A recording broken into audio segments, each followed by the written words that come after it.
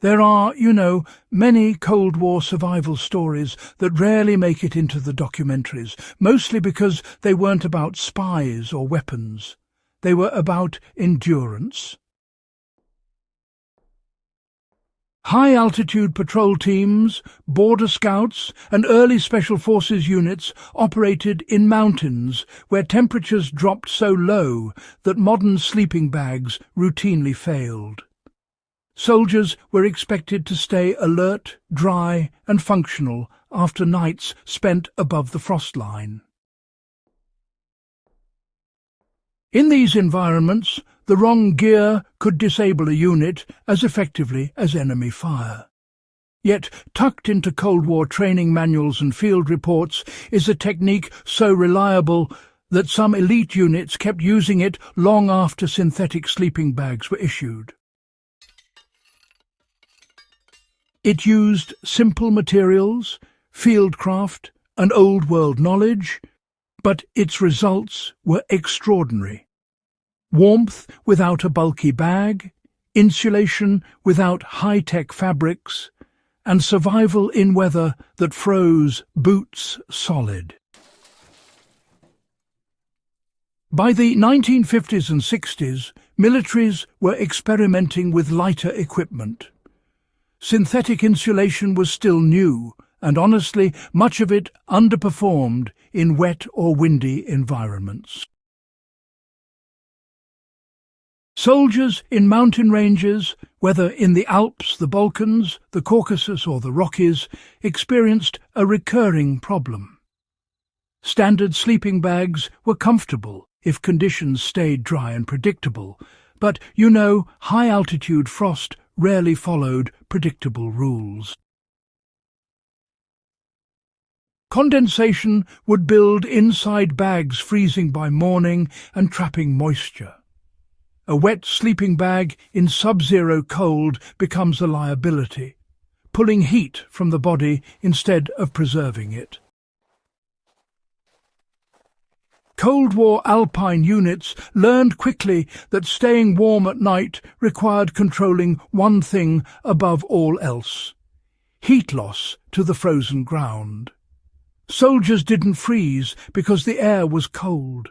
They froze because the earth stole their heat steadily through conduction.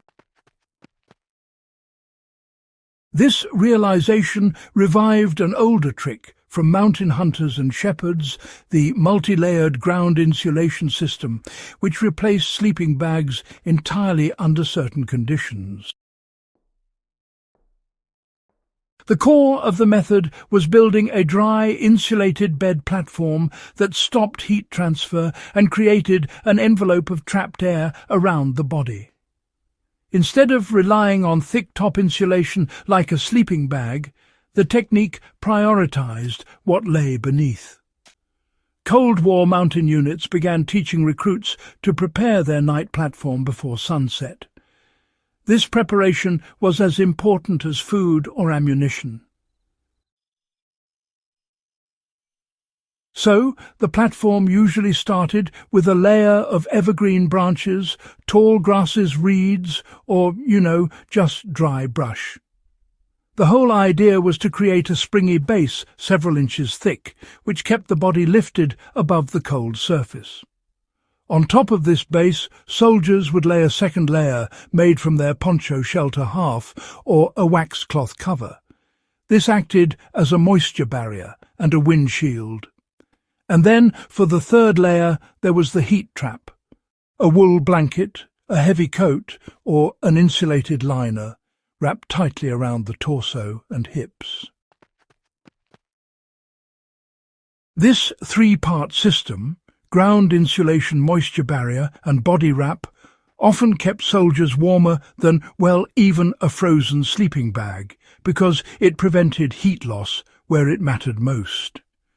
The air pockets in the brush and needles acted like primitive foam padding, while the cloth shield stopped cold wind from circulating under the body. Reports from Austrian Alpine units and Eastern Bloc border guards note that this ground-based approach worked even when temperatures dropped so low that rifle bolts had to be warmed by hand before use. One recurring detail really stands out. Soldiers woke up drier than those inside sleeping bags. NATO winter training exercises in Norway during the early 1960s included instructions for building this layered bed platform.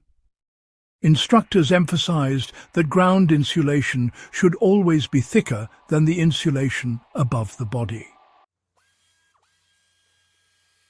If time allowed, soldiers even dug shallow pits to reduce wind exposure, reinforcing the sides with branches and placing their insulated platform inside. The beauty of this method is that it works with what nature provides. Anyone practicing bushcraft, camping or survival training can use it effectively. The first step is gathering dry material, no matter the season. Evergreen boughs, cattail leaves, dry reeds, or even shredded inner bark form the foundation. The material should be piled until it raises the body at least 4 to 6 inches above the ground. This height is not really for comfort. It is to block conductive heat loss. Once the foundation is set, a moisture barrier is placed over it. A modern example is a tarp wax canvas or a military poncho. This prevents dampness from creeping upward and keeps the insulation layer stable. Finally, the upper insulation comes from whatever warm layer you have: wool blanket coat or even a cloak-style wrap. Wool remains the best option because it insulates even when damp and, breathes well through the night. A practical example is winter camping in a mountainous area where unexpected frost arrives. Instead of relying solely on a sleeping bag, one could gather 2 armfuls of pine branches, lay them down as a base, spread a tarp on top, and wrap up in a wool blanket. Another example is creating an improvised field bed during a long hike. Even dry grass, when arranged into a compact mat, can prevent dangerous heat loss and make rest safer. The method, actually represents a rather rare case where older field techniques outperform modern equipment under specific conditions. Cold War survival instructors valued it because honestly it required nothing more than natural materials and just a bit of preparation. For historians, the technique reveals how military knowledge sort of evolved from traditional mountain cultures. And for survivalists, well, it offers a dependable backup method when gear fails, or when lightweight mobility matters more than carrying heavy sleeping systems. It also provides a bit of insight into how soldiers maintained operational readiness in extreme climates. A warm soldier can think, react and move. But a freezing soldier, well, he quickly becomes a liability. The layered ground bed method demonstrated that insulation strategy, not expensive gear, is what truly determines warmth. This Cold War frost-beating trick is honestly a reminder that some of the most effective survival methods were created under pressure, tested in harsh environments, and really refined by necessity.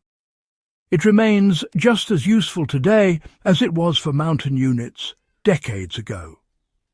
If you want more historically grounded survival guides like this, be sure to subscribe to the channel, share the video, and leave a comment about which forgotten technique you want brought back next.